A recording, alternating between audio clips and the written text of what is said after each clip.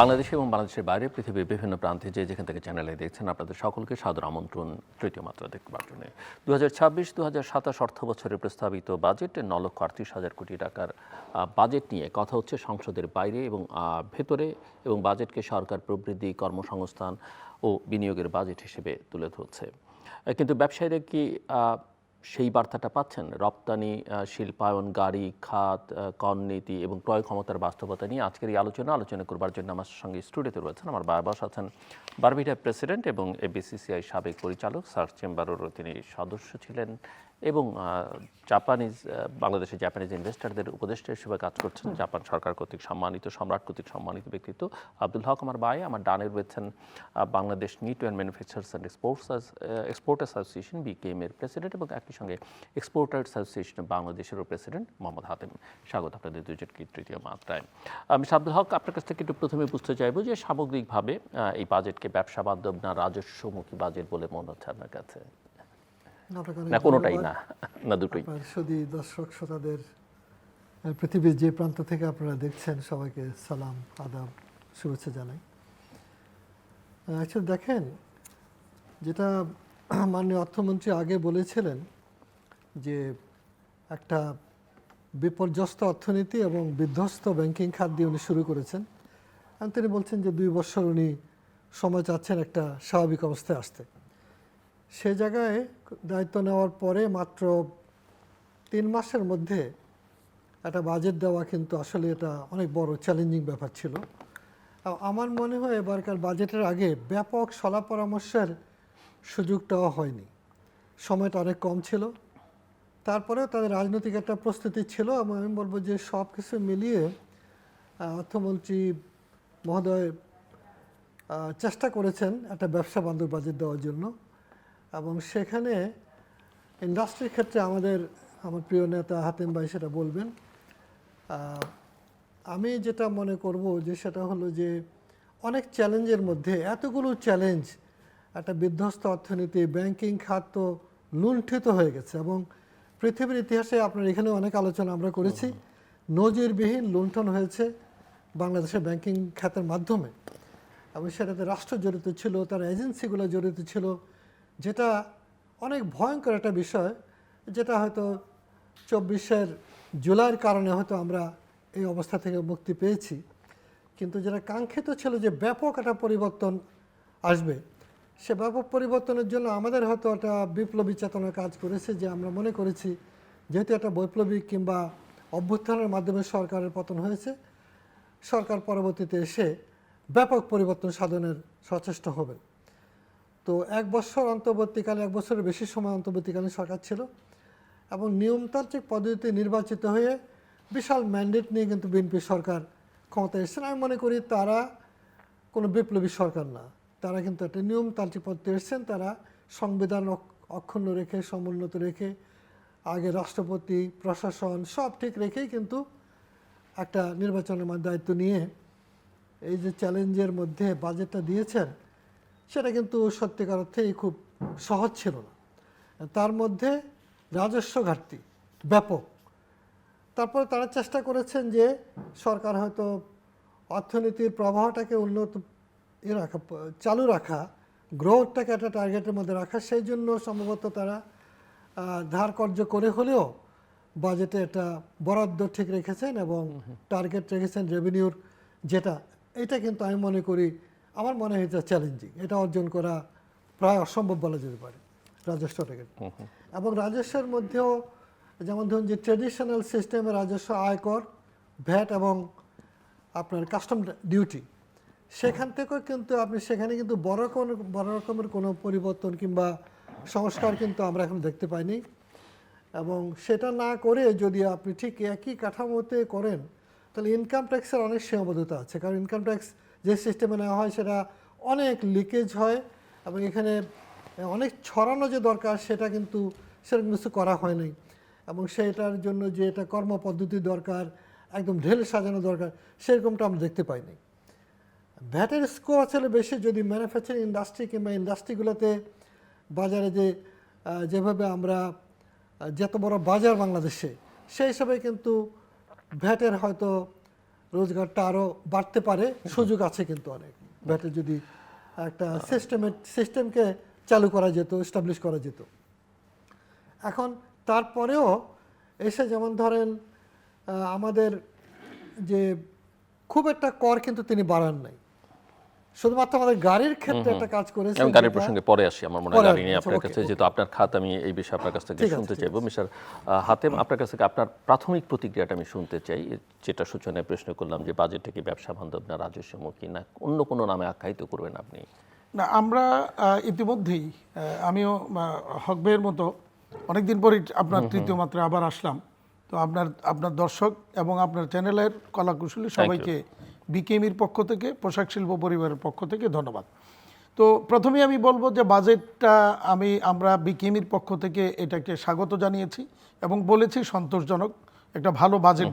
মানে এই সংকটকালে অর্থনীতিকে ঘুরে দাঁড়াবার জন্য একটা বাজেট দেওয়া হয়েছে এটা। এবং আমরা যেটা দেখলাম, মানে বিভিন্ন জায়গায় এই টাচ করা হয়েছে যাতে সব জায়গাতে একটা সমবন্টন এবং সমভাবে যাতে ওই জায়গাটা ওয়ার্ক করতে পারে। তো চ্যালেঞ্জিং হচ্ছে যে সরকার, মানে মাননীয় অর্থমন্ত্রী কিন্তু বাজেটটা দিয়েছেন। এর সাথে আমি ধন্যবাদ জানাই এনবিআর এর চেয়ারম্যান মহোদয়কে, আব্দুর রহমান খান। উনি আমাদের সাথে অনেকবার কথা হয়েছে এবং কথা দিয়েছিলেন এবার একটা সুন্দর বাজেট দিবেন, এবং সেটা দিয়েছেন। আমাদের অনেকগুলি বিষয় ছিল, এগুলিকে অ্যাড্রেস করেছেন, ওনাকেও ধন্যবাদ জানাচ্ছি। তো এখন এখানে একটা যেটা আমরা যেই জায়গাটাতে আমরা শঙ্কিত এবং যেই জায়গাটা চ্যালেঞ্জিং মনে হচ্ছে, সেটা হচ্ছে 9,38,000 কোটি টাকার বাজেটে 6,95,000 কোটি টাকার যে রাজস্ব আহরণের লক্ষ্যমাত্রা দেওয়া হয়েছে, এইটা খুব চ্যালেঞ্জিং। এবং আমাদের ধারণা যে এটা কোনো অবস্থাতেই, যেটা মিস্টার হক বললেন, হক ভাইও বলেছেন এবং প্রত্যেকেই বলছেন, এবং এনবিআরও স্বীকার করছেন যে হ্যাঁ এটা এইবারই দেখেন, এইবারই কিন্তু 1 লক্ষ কোটি টাকার ঘাটতি কিন্তু এইবারই আছে। আমি যদি স্পেসিফিক আপনার খাত নিয়ে, নেটওয়ার্ক খাত নিয়ে জিজ্ঞেস করি, যে এটা বাংলাদেশের রপ্তানি খাতের একটা অন্যতম প্রধান চালিকা শক্তি। সো একবারে স্ট্রেট যদি বুঝতে চাই যে বাজেটটা আপনারা কি পেলেন কি পেলেন? আচ্ছা, এখানে যেটা একদম মোটা দাগে যেই জায়গাগুলি আমাদেরকে অ্যাড্রেস করা হয়েছে, যেটা নিয়ে আমি খুব সোচ্চার ছিলাম, এর আগে অনেকবার বলেছি, ট্যাক্সেশন সিস্টেম নিয়ে যে আমার কাছে যে এআইটিটা কেটে নেওয়া হচ্ছিল, সেটা যদি ফেরত না দেওয়া হয়, সেখানে যদি অন্য কোনো পাওনাকে সমন্বয় করা না হয় বা পরবর্তী বছরের জন্য ক্যারি ফরওয়ার্ড না করা হয়, তাহলে এটা অন্যায় এবং আমাদের টাকা ছিনিয়ে নেওয়ার শামিল। তো সেইটাকে ওনারা এবার ব্যবস্থা রেখেছেন যে ফাইনাল সেটেলমেন্ট দিয়ে এটাকে ফেরত না দেওয়ার যে ব্যবস্থা ছিল, সেটাকে উইথড্র করেছেন, করে সেটাকে ফেরত, সমন্বয় অথবা ক্যারি ফরওয়ার্ডের বিধান রেখেছেন। তো এই জায়গাটার মধ্যে কিছু কিছু জায়গা এখনও এটা একটা দিক। আরেকটা দিক হচ্ছে বড় যেটা আমাদের ভালো অর্জন, সেটা নিয়েও আমরা অনেক দিন কথা বলেছিলাম এবং উনি বলেছিলেন যে এটাকে একটা ব্যবস্থা নেবেন। অর্থাৎ আমাদের ছোটোখাটো যে ফ্যাক্টরিগুলি, যারা নন বন্ডেড ফ্যাক্টরি, তারা র মেটেরিয়ালস নেওয়ার ক্ষেত্রে লোকাল যারা, মানে বন্ডেড ফ্যাক্টরি থেকে কোনো র মেটেরিয়ালস তারা নিতে পারতেছিল না, যেহেতু বন্ড লাইসেন্স নেই। এটাকে আগে ছিল, গত 1-1.5 বছর যাবৎ, 2 বছর যাবৎ এটাকে বন্ধ করে দেওয়া হয়েছে। তো ফলে এই ছোট ফ্যাক্টরিগুলি সব মানে রপ্তানি করতে পারছিল না। তো এদেরকে আবার রপ্তানি করার সুযোগ দেওয়া হয়েছে, যে নন বন্ডেড ফ্যাক্টরিগুলি বন্ডেড ফ্যাক্টরি থেকে মাল নিতে পারবে, বিদেশ থেকেও বন্ডবিহীন, বন্ড ছাড়া তারা মাল আমদানি করতে পারবে, ব্যাংক গ্যারান্টি বা অন্য কোনো ফরম্যাটে। এইটা আমি মনে করি এনবিআর এর একটা খুব ভালো সিদ্ধান্ত রপ্তানি বৃদ্ধির ক্ষেত্রে। তো এরকম এখন কোনটা বেশি জরুরি মনে হয়? এটা কি কর ছাড়, অবকাঠামো, নাকি নীতিগত স্থিতিশীলতা? আমি সেই জায়গাটায় আসছি। আরেকটা জিনিস বড় যেটা ভালো জিনিস হয়েছে, সেটা হচ্ছে যে এই যে বিদ্যুৎ সংকট আমাদের দীর্ঘদিন আমরা আলোচনা করছি, সেই জায়গাটাকে অ্যাড্রেস করার জন্য সোলার সিস্টেম এবং সোলার সিস্টেম থেকে যে বিদ্যুৎ উৎপাদন হবে, সেটাকে স্টোরেজ করার জন্য ব্যাটারি ইয়ের উপরে, মানে এইটার যত কিছু ছিল সেগুলি এসডি, ভ্যাট, এটি যা ছিল এগুলি প্রত্যাহার করে নেওয়া হয়েছে এবং এগুলিকে সহজীকরণ করা হয়েছে। তো সব কিছু মিলিয়ে আমি মনে করি যে এইগুলি যদি ঠিকমতো কাজ করতে পারে, মানে ইমপ্লিমেন্ট করা যায়, তাহলে কিন্তু এই জায়গাগুলি ভালো একটা বাজেট আমি বলবো, যদি সেখানে আবার কোনো জটিলতা তৈরি করা না হয়। যেমন জটিলতার একটা জায়গা কিন্তু আছে ইচ্ছা করলে, সেখানে এখন ডিপেন্ড করে যে ব্যক্তি কর আদায় করবেন তিনি কোন লাইনে হাঁটবেন। তিনি কি সরকারের যে এই যে মহৎ উদ্দেশ্য, যেটা সরকার এক্সপোর্ট বা ব্যবসা বাণিজ্য বান্ধব বাজেট করার চেষ্টা করেছেন, সেই দিকে উনি হাঁটবেন না উনি তার বিপরীত দিকে হাঁটবেন, তার উপর ডিপেন্ড করবে। সেটা কি, সেখানে উনি এখন যেমন ধরেন আপনার উনি আমাদের যে আমরা যে নগদ সহায়তাটা পাচ্ছিলাম সেটার উপর 10% ট্যাক্স ছিল, সেটাকে কমিয়ে 5% করা হয়েছে। কিন্তু আবার ওই যে ফাইনাল সেটেলমেন্ট উঠিয়ে দেওয়ার কারণে তখন যদি আবার ওনারা এটাকে আবার বলার চেষ্টা করেন যে এটা তো আদার্স ইনকাম, এটার উপরে 30% ট্যাক্স, তার মানে আমি 10% থেকে কমাইলাম 5%, আবার গিয়ে পড়লাম 30% বা 27.5%। তো ডিপেন্ড করে যে যিনি ইমপ্লিমেন্টেশনে থাকবেন তারা কোন মানসিকতা নিয়ে আছেন সেটার উপর ডিপেন্ড করে। সো আমি যদি একটু বুঝতে চাই যে এই বাজেটে আমরা দেখছি যে উদ্যোক্তাদের জন্য এক ধরনের প্রণোদনার কথা বলা হয়েছে, কিছুটা প্রত্যক্ষ কিছুটা পরোক্ষ। সো আপনি কি মনে করেন বাজেটের সেটা কতটা কার্যকর হবে, বিশেষ করে এই যে বন্ধ হয়ে যাওয়া ফ্যাক্টরিগুলো চালু করবার যে উদ্যোগ নেওয়া হচ্ছে সেটাকে আপনি কি মনে করেন অর্থনীতিতে সেটা কতটা ইতিবাচক ভূমিকা এটা আমি ফেলবে? বলবো বন্ধ ফ্যাক্টরি চালু করার যে সরকারের যে উদ্যোগ বা সিদ্ধান্ত এবং আমাদের গভর্নর মহোদয়ের এটা খুব ইচ্ছা, উনি এইটাকে খুব সাহসীভাবেই এই উদ্যোগটা নিয়েছেন। ডেফিনেটলি আমরা এটাকে স্বাগত জানাচ্ছি। কিন্তু এটা কিন্তু খুব সহজ কাজ না, খুব কঠিন। কারণ যেই ফ্যাক্টরিগুলি বন্ধ হয়ে গেছে এবং দীর্ঘদিন তারা এটার মধ্যেই নাই, সেগুলির অস্তিত্ব নাই, এইগুলিকে আবার পুনরায় ফিরে আনা খুব কঠিন। তার চেয়ে বরং আমি যেটা মাননীয় প্রধানমন্ত্রীকে বলেছিলাম যে তার চেয়ে সহজ কাজ হচ্ছে, বর্তমানে অনেক ফ্যাক্টরি কিন্তু প্রতিদিনই বন্ধ হওয়ার উপক্রম হয়ে আছে, প্রতিদিনই বন্ধ হওয়ার অবস্থায় যাচ্ছে। তাদেরকে বাঁচানোটা আমি মনে করি আগে ফরজ এবং জরুরি। এই জায়গাটাকে আমি গভর্নর মহোদয়কেও বলেছি, মাননীয় প্রধানমন্ত্রীকেও বলেছি যে এই বন্ধ হয়ে যাচ্ছে এই ফ্যাক্টরিগুলিকে সামান্য একটু সহযোগিতা দিলেই এরা বেঁচে যাবে। কীরকম মনে করেন, যেমন আজকে আমার কাছে আজকেও আসছে, এর আগেও আসছে, কয়েকদিন যাবত অনেকদিন যাবত ঘুরতেছে গ্রিন সোয়েটার একটা ফ্যাক্টরি। আমি জাস্ট উদাহরণটা দিচ্ছি। এই ফ্যাক্টরি বা প্রিমিয়ার ব্যাংকের একটা ছিল, প্রজেক্ট ছিল। প্রিমিয়ার ব্যাংক নতুন একজন কাস্টমারকে, বাংলাদেশি একজন কাস্টমারের কাছে, সাথে তার সাথে দাইউ কোম্পানি বা ডং ব্যাংকের কোরিয়ান যে ইনভেস্টর সেও আছে, তাদেরকে নিয়ে 120 কোটি টাকায় এই ফ্যাক্টরিটা তার কাছে মানে নতুন করে তাকে দেওয়া হয়েছে চালাবার জন্য। 120 কোটি টাকাকে তারা 5 বছরের রিশিডিউল দিয়ে এক বছরের গ্রেস পিরিয়ড দিয়ে তাকে চালু করতে দেওয়া হয়েছে। তো এরপরই তারা তারা আবার আবেদন করছে যে না, এটা আমার 5 বছর আমি পারবো না, আমাকে 10 বছরের ওই যে নীতি সহায়তার যে সার্কুলার তার আওতায় 10 বছরের দেওয়ার জন্য। তো ফাইনালি এটা গত বছর জুনে তাদেরকে প্রথম রিশিডিউলটা দেয় 5 বছরের জন্য। পরবর্তীতে এই বছরের ফেব্রুয়ারি মাসে এসে ব্যাংক আবার এটাকে 8 বছরের রিশিডিউল করে 1.5 বছরের গ্রেস পিরিয়ড দিয়ে, হক ভাই শুনেন, 1.5 বছরের গ্রেস পিরিয়ড দিয়ে এই ব্যাংক আবার এটা বাংলাদেশ ব্যাংকে অনুমোদনের জন্য কেন পাঠিয়েছে আমি জানি না, এটা অনুমোদনের জন্য পাঠানোর প্রয়োজন ছিল না, এটা ব্যাংকের এখতিয়ার ছিল। ব্যাংক এটাকে বাংলাদেশ ব্যাংকে পাঠিয়েছে অনুমোদনের জন্য। গত ফেব্রুয়ারির 18 তারিখ থেকে আজকে জুন মাসের এই পর্যন্ত প্রায় 5 মাসের উপরে হয়েছে, এই পর্যন্ত এটা বাংলাদেশ ব্যাংকের থেকে অনুমোদন পায় নাই। তাহলে এখন আমাদের প্রশ্ন যে এখন এই লোক আসছে, উনি বলতেছে যদি আমার এটা বাংলাদেশ ব্যাংক অনুমোদন না দেয় পরেরটা, তাহলে প্রথম যে রিশিডিউল দেওয়া হয়েছিল সেটা এই জুনে গিয়ে কিন্তু 1 বছর গ্রেস পিরিয়ড শেষ হইলেই আমাকে ইনস্টলমেন্ট দিতে হবে। তো আমি তো এখনও চালুই করতে পারলাম না, এখনও জন্মই নিলাম না, জন্মের আগেই কিন্তু আমি মরে যাচ্ছি। তো এই যদি পরিস্থিতি হয়, বাংলাদেশ ব্যাংক তাহলে কি করে বন্ধ কারখানা চালু করবে আমার কাছে বুঝে আসে। মিস্টার হক, আপনি আপনার গাড়ি খাত নিয়ে বলতে চেয়েছিলেন, সো আপনার খাতের দৃষ্টিকোণ থেকে এই বাজেটকে কিভাবে?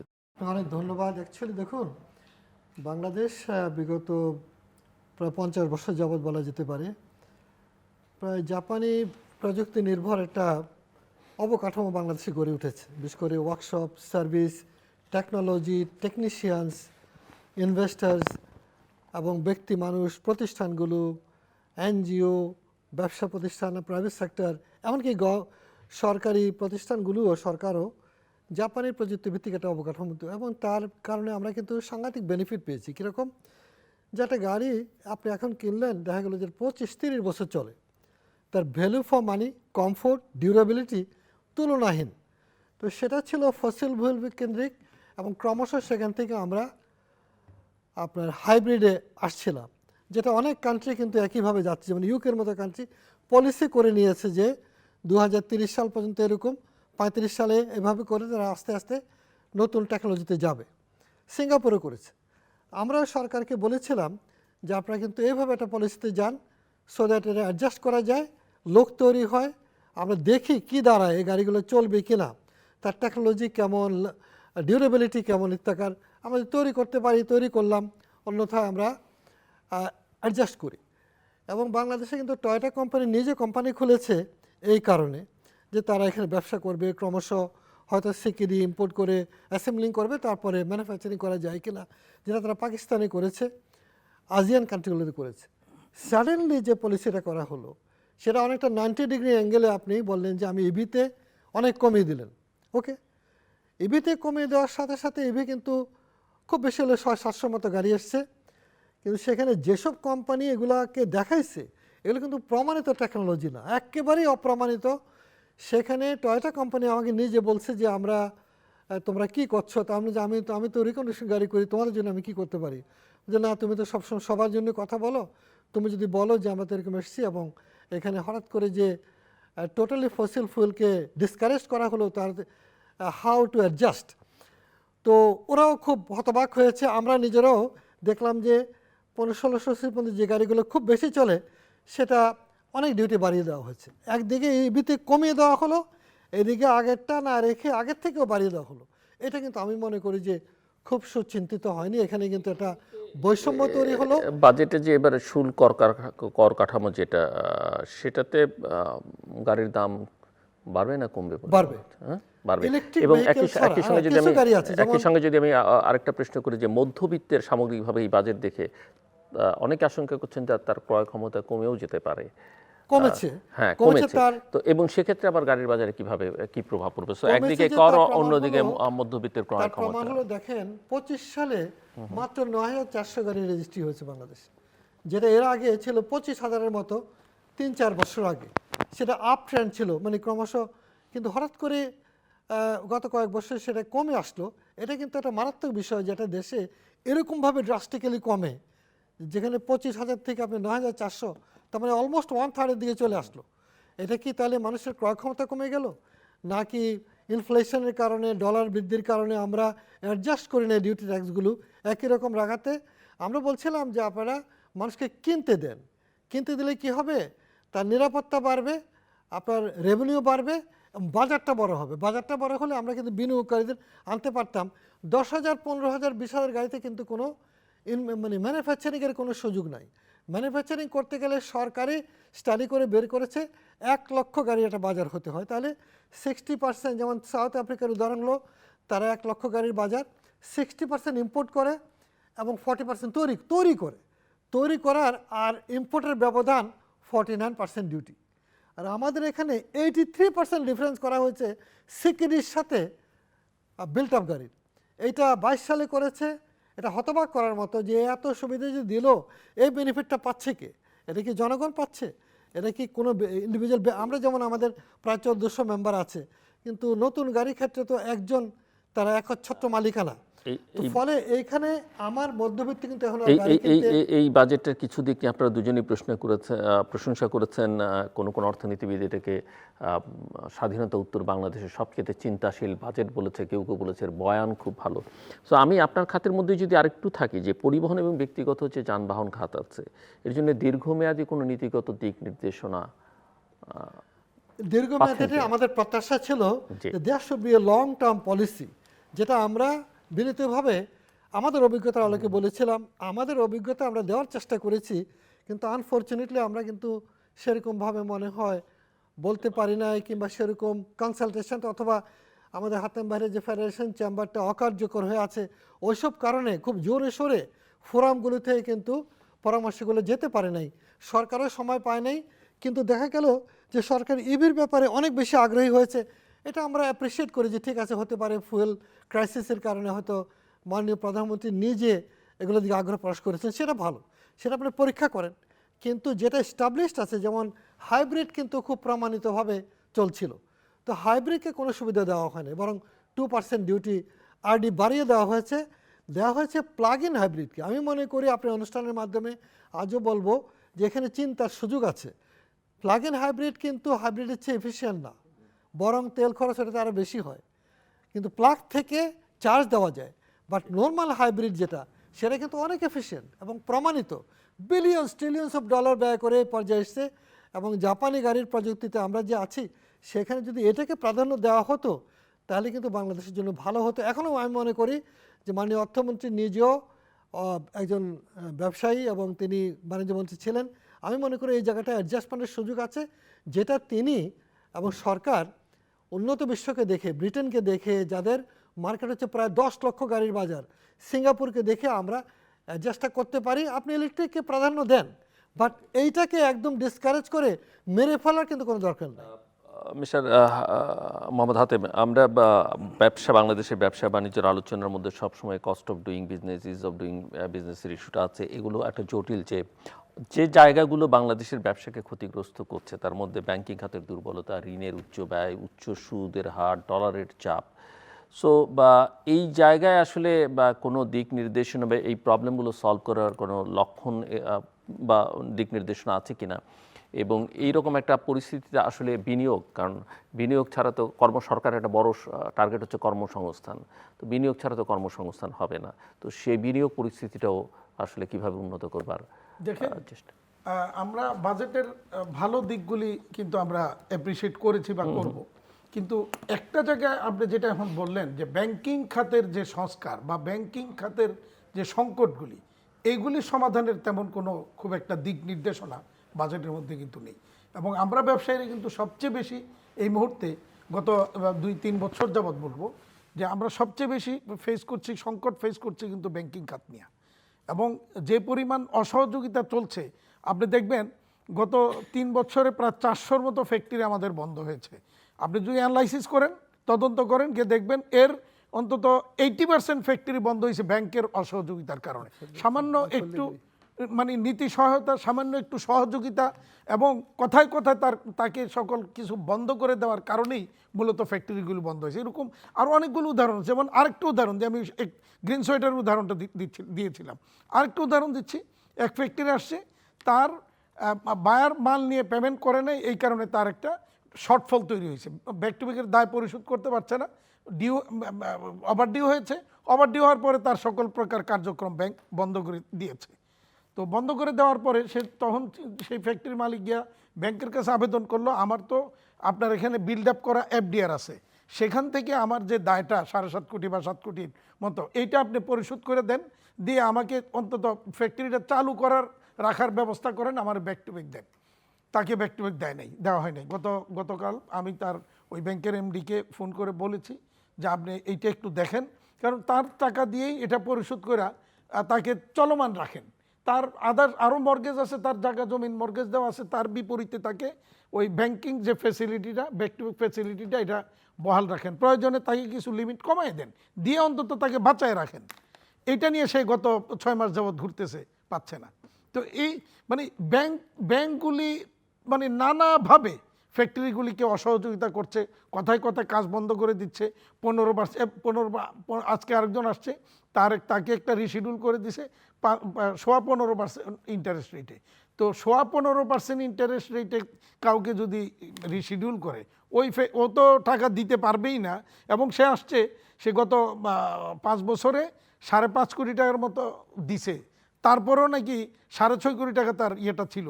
5.5 কোটি দেওয়ার পরেও তার নাকি এখনও 6 কোটি টাকা বাকি রয়েছে। তার মানে এটা কিন্তু আর ওই জিন্দগিতে সে এই টাকা কিন্তু কোনোদিন পরিশোধ হবে না। তো এইভাবে ব্যাংকগুলি কিন্তু অসহযোগিতা করতেছে। বাংলাদেশ ব্যাংক এই ক্ষেত্রে যেটা আমরা বারবার বলে আসছি, অনেকদিন যাবতই বলছি, যে সামান্য একটু সহযোগিতা দরকার। আপনার হয়তো একটা সার্কুলারে বা একটা পলিসিতে একরকম আছে, দেখা গেল কেসটা যেটা আসছে ওই সার্কুলারে ম্যাচ করে না, বাট সামান্য একটু হেরফের হইলেই সে হয়তো বেঁচে যাবে। তাকে একটু আপনারা বাংলাদেশ ব্যাংক বসে মিটিং করে প্রয়োজনে তাকে ওইটাকে অ্যালাউ করে দেন। সেই কাজগুলি হচ্ছে না। তো ফলে এই জায়গাটাতে আমি খুব সন্দেহান। এবং আপনি দেখেন যে ওই যে নতুন করে 20,000 কোটি পুরান ফ্যাক্টরি বন্ধ ফ্যাক্টরি কারখানা চালুর জন্য যে 20,000 কোটি দেওয়া হয়েছে বরাদ্দ, সেখানে যে সার্কুলারটা দেওয়া হয়েছে, সার্কুলারের মধ্যে একটা ক্লজ আছে, কোনো ক্লাসিফাইড ফ্যাক্টরি এটার আবেদন করতে পারবে না। তো বন্ধ হয়েছে ভাই কেন? ক্লাসিফাইড হওয়াতেই তো বন্ধ হয়েছে।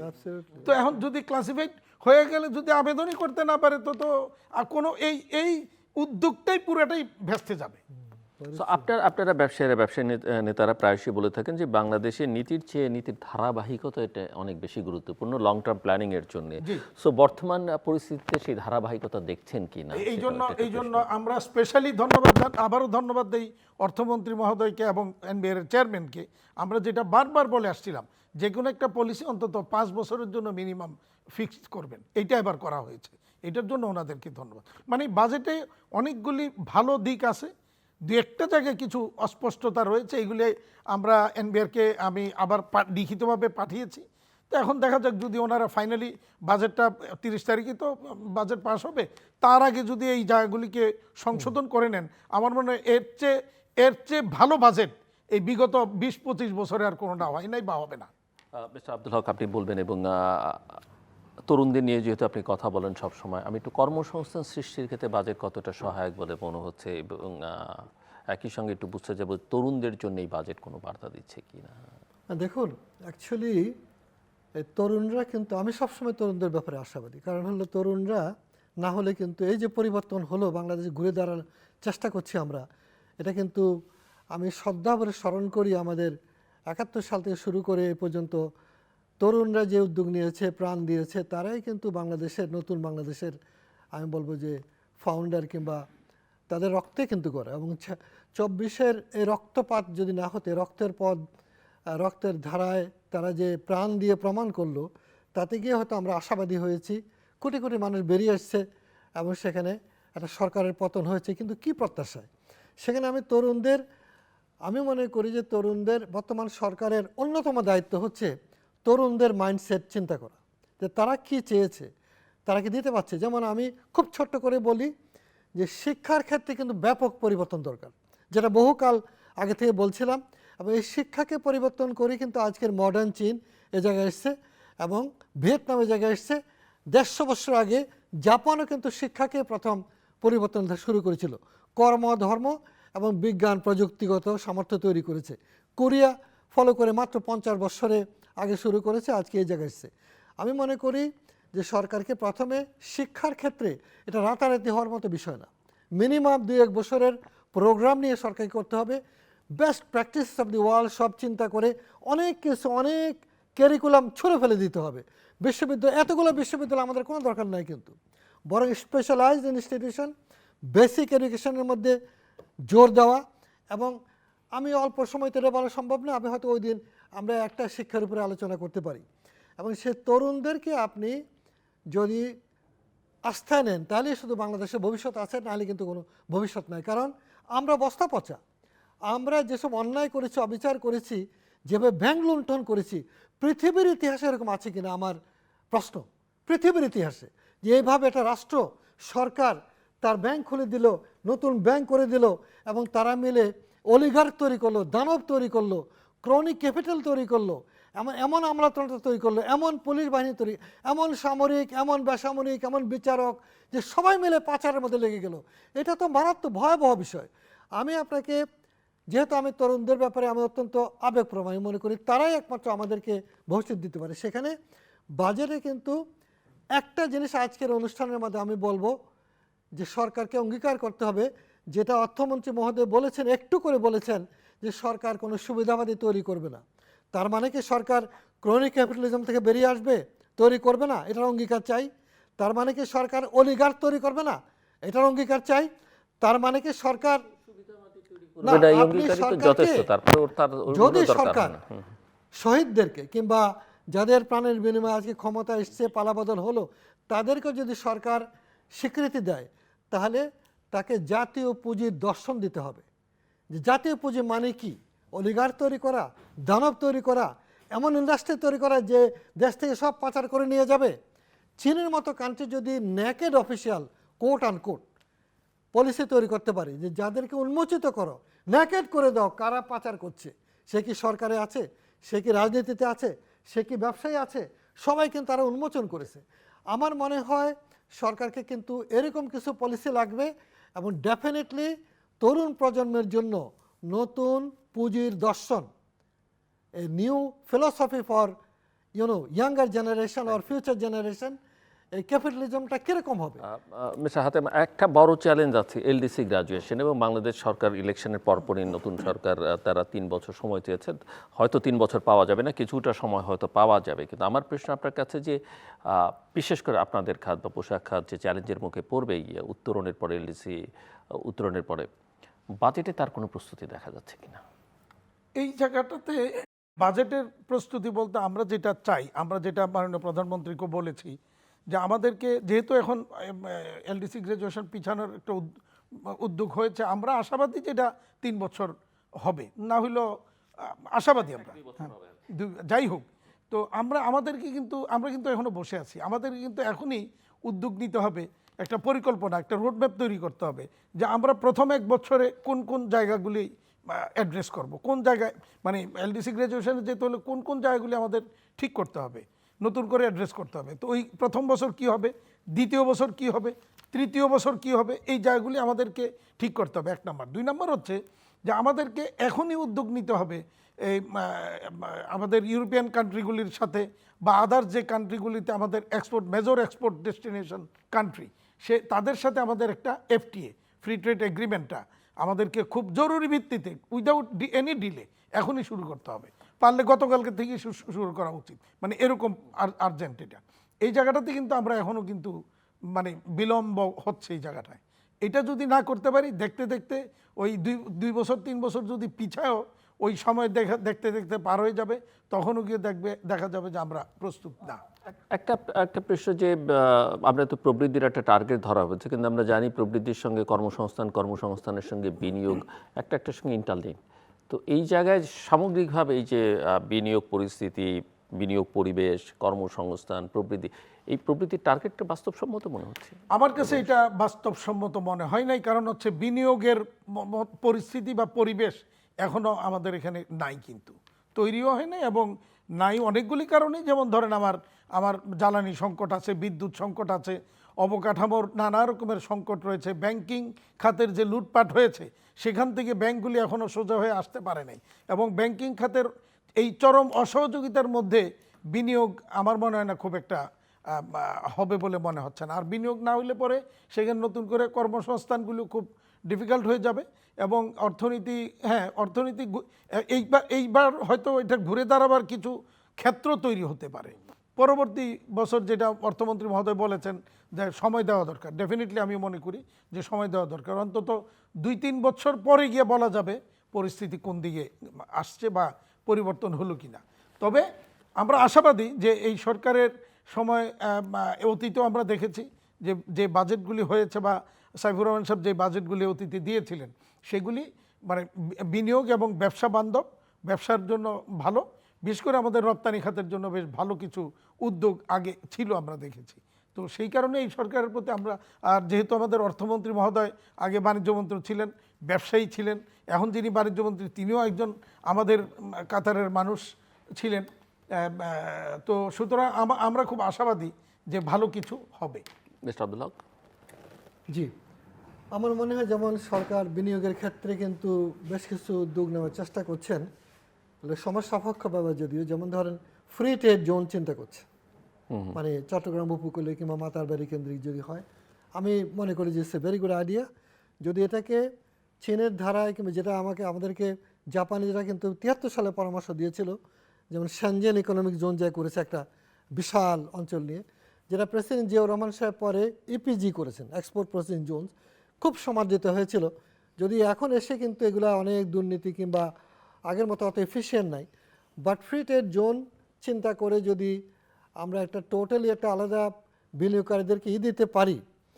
যেমন আমি জানি যে জাপানিরা কিন্তু অপেক্ষা করছিল যে বাংলাদেশে একটা স্টেবল গভর্নমেন্ট হোক, তাদের কিন্তু গ্রোথ কম, যার জন্য তারা কিন্তু চাচ্ছে আমাদের মার্কেট একটা গ্রোয়িং মার্কেট, প্রায় 20 কোটি লোকের মার্কেট, এই মার্কেটও কিন্তু বিনিয়োগের জন্য এটা আকর্ষণ।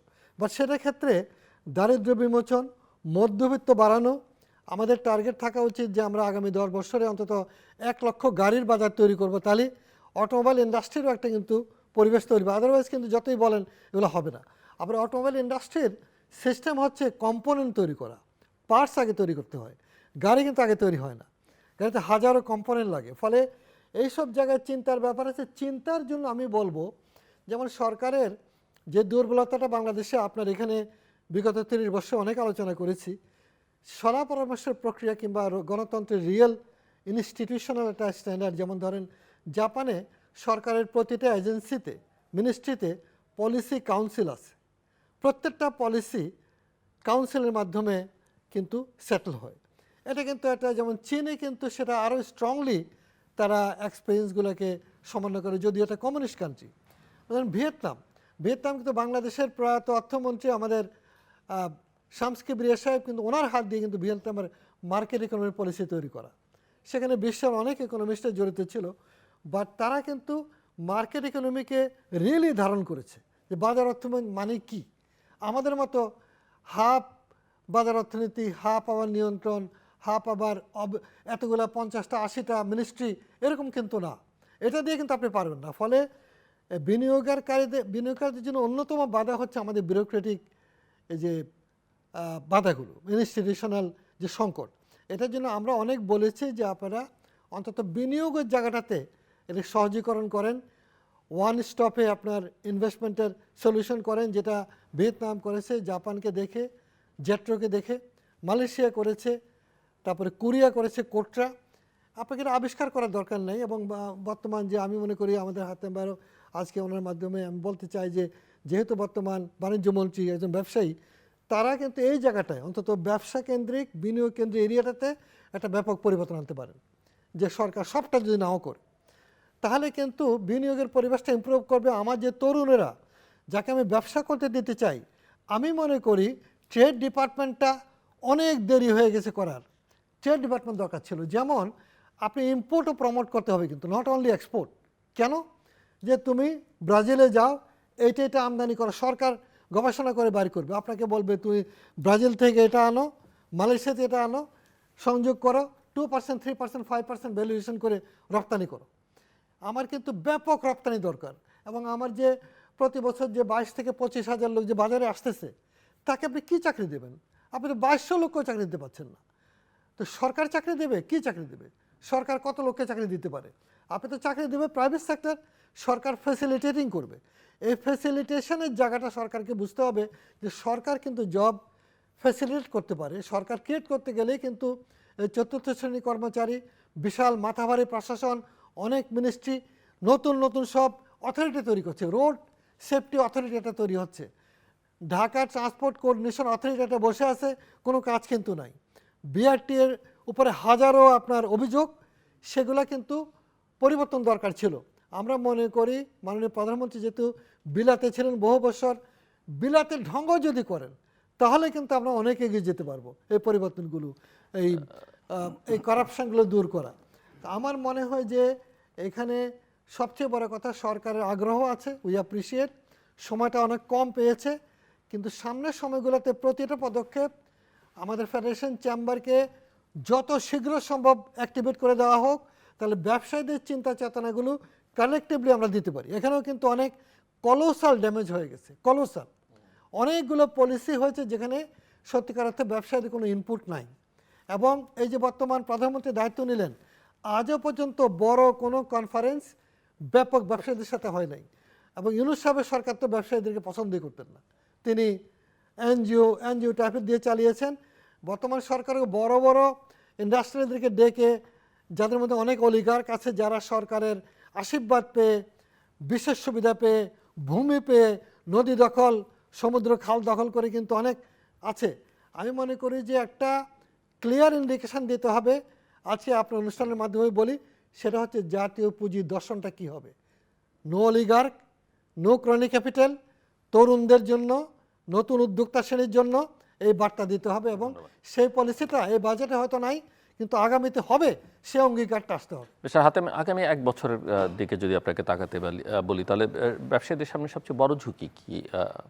পলিটিক্স, রাজস্ব নীতি, জ্বালানি, নাকি বৈশ্বিক অর্থনীতি বা বৈশ্বিক রাজনৈতিক সংকট? না, ব্যবসায়ীদের জন্য যেটা আপনি যেই কয়টা পয়েন্ট বললেন, সবগুলি কোনো না কোনোভাবে প্রভাবিত করে। যেমন ধরেন বৈশ্বিক যে সংকটগুলি, যেমন আমরা এক বৈশ্বিক সংকট, এক ট্রাম্পের খপ্পরে পড়ে সারা দুনিয়ার অর্থনীতি ওলটপালট হয়ে গেল। ইরান মার্কিন যুদ্ধ, তারপরে এদিকে ফিলিস্তিন যুদ্ধ, ওইদিকে রাশিয়া ইউক্রেন যুদ্ধ, এইগুলি তো আমাদের কম ভোগায় নাই সারা বিশ্বের অর্থনীতিকে। আর পাশাপাশি আমি যদি দেখি আমাদের যে এটা ভূ রাজনীতির যে বিষয়গুলি, পাশাপাশি আমাদের দেশীয় রাজনৈতিক যে পরিস্থিতি গেল সেটাও আমাদেরকে ক্ষতিগ্রস্ত করেছে। তো তার মানে কোনোটাই কিন্তু আমাদেরকে ছেড়ে দেয়নি ব্যবসায়ীদের জন্য। এরপরে ধরেন জ্বালানি সংকট, এটা তো একটা দীর্ঘদিনের আমাদের সংকট। এবং আপনি যদি দেখেন আওয়ামী লীগ আমলের 15 বছরে টোটালি আমাদের যে দেশীয় উৎস থেকে গ্যাস উত্তোলন বা আহরণ বা অনুসন্ধান টোটালি বন্ধ করে দেওয়া হয়েছিল। কেন বন্ধ করা হয়েছিল সেটা মানে কারো বুঝতে কিন্তু বাকি থাকে না, কারণ আমদানি করতে পারলে পকেট ভারী করার একটা সুযোগ থাকে। তো দেখা গেছে গত 15 বছর যখন কোনো কিছুই হয় নাই, তো যার ফলে আমাদের ডে বাই ডে আমরা কিন্তু গ্যাস সংকটটা তীব্র হয়েছে। এবং আমরা কিন্তু এই জ্বালানি সংকটের কারণে আপনি যে বিনিয়োগ যে হচ্ছে না, এটা কিন্তু একটা অন্যতম কারণ। কারণ আমি যদি জ্বালানিটা হচ্ছে পাওয়ার অ্যান্ড এনার্জি, দুইটা হচ্ছে যে কোনো ইন্ডাস্ট্রি শুরু করার জন্য প্রথম উদ্যোগ ইয়েটা কিন্তু সাপোর্ট, কিন্তু সেটা আমাদের নাই। দ্বিতীয়ত হচ্ছে ধরেন আমরা মানে জিওগ্রাফিক্যালি আমরা কিছু ডিসঅ্যাডভান্টেজ সিচুয়েশনে রয়েছি। যেমন ধরেন আমরা সারা বিশ্বের পোশাক শিল্পের যে কটা দেশ রপ্তানি করে, বাংলাদেশ ছাড়া প্রত্যেকেরই কিন্তু ডিপ সি পোর্ট আছে, আমাদের নাই, যদিও এটা এখন চেষ্টা হচ্ছে মাতার বাড়ি। তো এইগুলির কারণে আমরা কিন্তু এমনি পিছিয়ে আছি। বা ঢাকা থেকে বা ঢাকার এই অঞ্চল থেকে গাজীপুর, নারায়ণগঞ্জ, এই জোন থেকে চট্টগ্রামের যে রাস্তাটা আমাদের ইকোনমির লাইফলাইন, অথচ এই রাস্তাটাকে মানে যখন আমাদের প্রয়োজন ছিল 4 লেন তখন ছিল না 4 লেন, যখন আমাদের 8 লেন প্রয়োজন তখন এটা 4 লেন, এখন যখন আমাদের এলিভেটেড এক্সপ্রেসওয়ে হওয়া দরকার সেটার কোনো উদ্যোগ নাই। তো ফলে সবসময় কিন্তু আমরা একটা ডিসঅ্যাডভান্টেজ সিচুয়েশনে কিন্তু আমাদেরকে ফেস করে ওভারকাম করতে হয়েছে। এরপরে প্রতিনিয়ত নানা রকমের সংকট, মানে ইজ অফ ডুইং বিজনেস, সহজীকরণের কথা যখনই আমরা মুখ দিয়ে উচ্চারণ করছি তখন এটা কঠিন থেকে আরও কঠিন হয়েছে। মানে মানে উদাহরণ দিলে তো আপনি দেখেন, আজকে বাংলাদেশে আমি যদি গার্মেন্টস সেক্টরের কথাই বলি, এনবিআর বা কাস্টমস বা সরকার যেই ফেসিলিটেশনগুলি আমাদেরকে দিয়েছে, যার ফলে আজকে গার্মেন্টস সেক্টর কিন্তু এতটুকু ফ্লারিশ হইতে পারছে।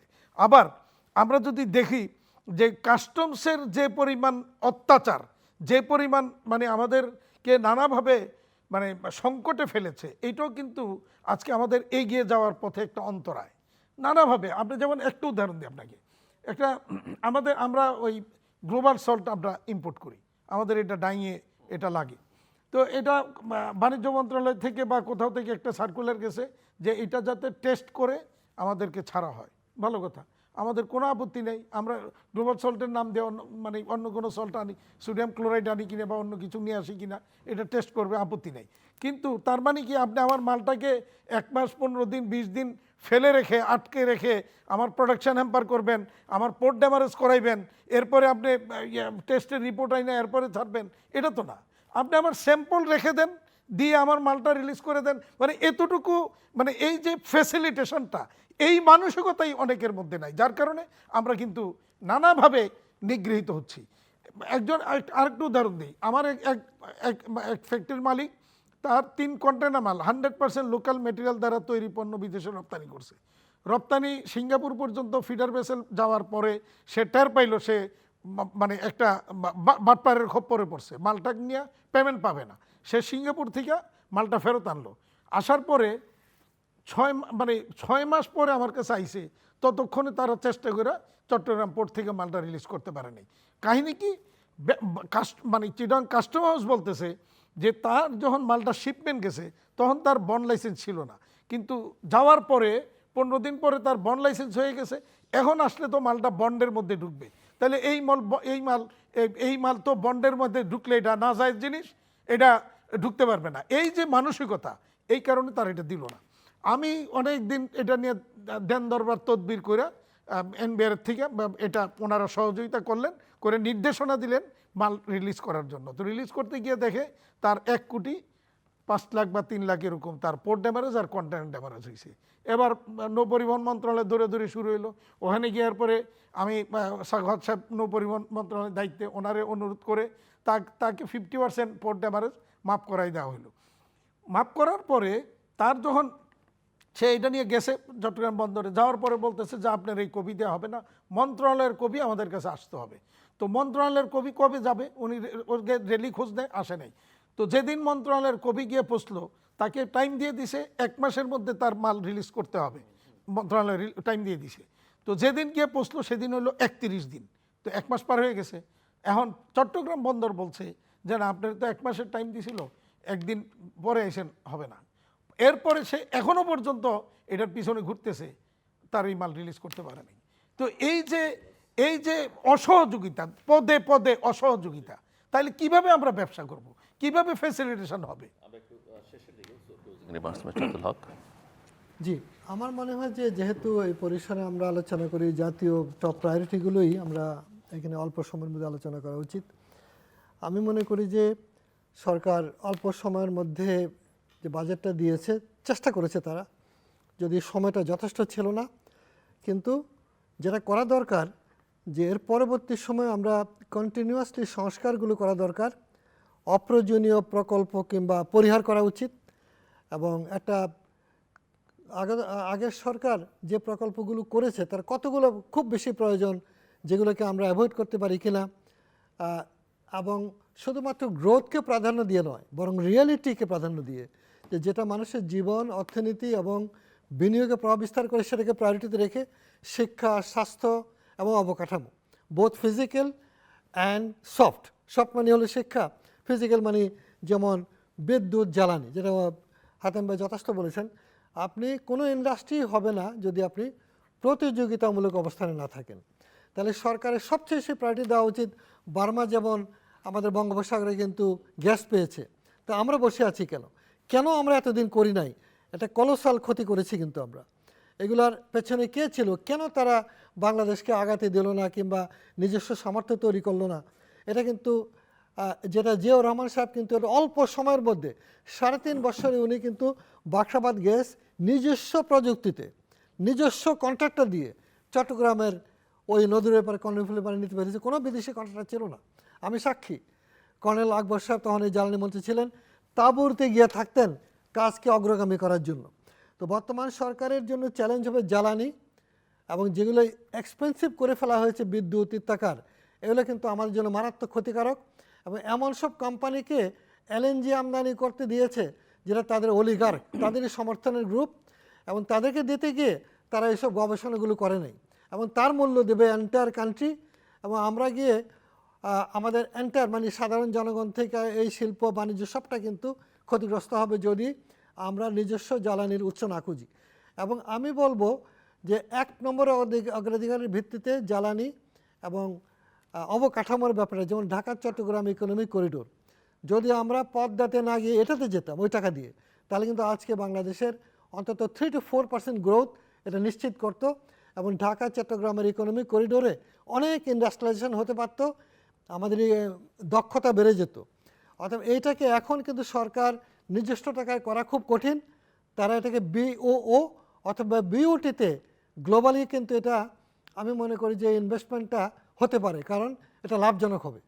এটা যদি কোম্পানিকে, বিদেশি কোম্পানিকেও দেওয়া হয়, কিংবা আমাদের যারা বিদেশে কাজ করে এই 1.5 কোটি লোকের মাধ্যমে যদি আমরা দিয়ে দিই একটা, যেটা আমি আবুল মাল আব্দুল মুহিত স্যারকে পরামর্শ দিয়েছিলাম, তিনি তখন এনআরবি ব্যাঙ্কগুলো করলেন। তো এনআরবি ব্যাঙ্কগুলো প্রাইভেট সেক্টরে দিয়ে দেওয়া হলো, এটা না, এমন একটা করা যেতে পারে যেটার একটা অংশ শেয়ার সরকারের কাছে থাকবে, মেজর থাকবে হলো আমাদের বিদেশে যারা আছে তারা। এটা শেয়ার $100 থেকে আরম্ভ করে $1,00,000 হতে পারে। এবং এই ফান্ডটা আমরা তাদের টাকা দিয়ে আমরা এই বড় যে বিনিয়োগগুলো মানে বিদ্যুতে, তারপরে আপনার পাওয়ারে এবং এনার্জিতে এবং ইনফ্রাস্ট্রাকচারে যেতে পারি। তাহলে কিন্তু দুটো লাভ হবে। একটা হলো যে নিজস্ব একটা সামর্থ্য তৈরি হবে, নিজের লোকের ফিউচার পাবে, যেটা এখন আমাদের গ্রামের মানুষ কিন্তু জমি কিনে কবর পাকা করে নষ্ট করছে টাকাটা, তার টাকাটা কিন্তু আমরা একটা জাতি গঠনের কাজ ব্যবহার করতে পারি।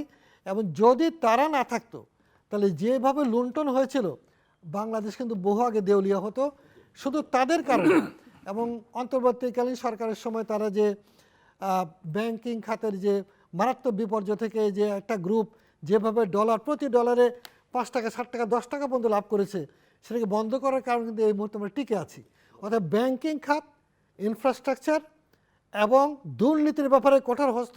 আমি আশা করি বর্তমান সরকার অনেক বড় ম্যান্ডেট নিয়ে এসেছেন, তাদের কিন্তু একটা ঐতিহাসিক সুযোগ দেশকে কিছু দেওয়া এবং তরুণদের জন্য ভবিষ্যৎ রচনা করা। ক্লোজিং রিমার্কস শেষ করবো আপনার। আচ্ছা, আমরা ফাইনালি আমরা বলবো যে এইবারের বাজেট যদি বলি, এটা ভালো বাজেট হয়েছে যদি ইমপ্লিমেন্টেশনটা সঠিকভাবে হয়। আর রাজস্ব আহরণের লক্ষ্যমাত্রা যেটা ফেল করবে সেই জায়গাটাতে বিকল্প কি করা যায় সেটা নিয়ে আগে থেকে যদি বিদেশ থেকে কোনো অনুদান আনা যায়, বা ট্যাক্স নেটের আওতাটা যদি খুব মানে অ্যাগ্রেসিভলি যদি এটাকে বাড়ানোর উদ্যোগ নেওয়া হয়, তাহলে অন্তত কিছুটা হলেও রিকভার করতে পারবে। তো সব মিলিয়ে আমি অন্তত বলবো যে এবারের সরকার মানে অর্থমন্ত্রী এবং এনবিআর একটা ভালো বাজেট দিয়েছে। পাশাপাশি আমি ধন্যবাদ জানাবো বাংলাদেশ ব্যাংকের গভর্নর মহোদয়কেও, তিনি বেশ কিছু উদ্যোগ নিচ্ছেন। সেই জায়গাগুলি যদি সফল করা যায় তাহলে যে সংকটগুলি আমাদের আছে, কারণ উনি কিন্তু, আমি কিন্তু আরেকটা কথা বারবার অনেকবার বলার চেষ্টা করছি, মিডিয়াতে বলেছি, এই গভর্নর বিরুদ্ধে অনেকে অনেক কথা বলেছেন, কিন্তু আমি কিন্তু এটাকে পজিটিভ দিক দেখতে চাই। এই কারণে যে উনি আমাদের ব্যবসায়ীদের ক্ষতটা দেখে আসছেন, সমস্যাগুলি উনি জানেন, সেই জায়গাটা যদি ক্ষতর মধ্যে প্রলেপ দেওয়ার চেষ্টা করেন, আর পাশাপাশি আগের যারা গভর্নর ছিলেন তারা যে ভালো ভালো পলিসিগুলি দিয়ে গেছেন এগুলি যদি কন্টিনিউশনে রাখেন, তাহলে উনি হবেন সবচেয়ে সফল এবং বেস্ট গভর্নর। আমি সেই প্রত্যাশা আমরা থাকি। অনুষ্ঠানের শেষ প্রান্তে আমরা সামাজিক যোগাযোগ মাধ্যম ফেসবুক, এক্স এবং ইউটিউবে তৃতীয়মাত্রা লাইভ স্ট্রিম হচ্ছে, আপনারা দেখতে পারেন। টেলিভিশন পর্দায় দেখতে না পারলে যে কোনো সময় যে কোনো স্থান থেকে ইউটিউবে তৃতীয়মাত্রা চ্যানেলটি সাবস্ক্রাইব করে এই পর্ব বা পুরনো পর্বগুলো আপনারা দেখতে পারেন। মিস্টার মোহাম্মদ হাতেম এবং মিস্টার আব্দুল হক সঙ্গে ধন্যবাদ এই আলোচনা অংশগ্রহণের জন্য। দর্শক, আমরা 2026-27 অর্থ বছরের প্রস্তাবিত বাজেট নিয়ে কথা বলছিলাম এবং আমার দুই অতিথি বলেছেন এই বাজেটটা মোটা দাগে একটি ভালো বাজেট। তারা বাজেট প্রস্তুতির জন্য খুব কম সময় পেয়েছেন। এই সময়ের মধ্যে অ্যাটলিস্ট অনেকেই বলেছেন চিন্তাশীল বাজেট। কথায় তো নিঃসন্দেহে বয়ানের অর্থেও একটা অত্যন্ত ভালো বাজেট। আর নানানজনকে খুশি করবার একটা চেষ্টা আছে, কিন্তু মূল চ্যালেঞ্জ যেটা সেটা হচ্ছে বাস্তবায়নের চ্যালেঞ্জ, এবং তার চেয়ে তো বড় চ্যালেঞ্জ হচ্ছে যে টাকাটা আসবে কোত্থেকে।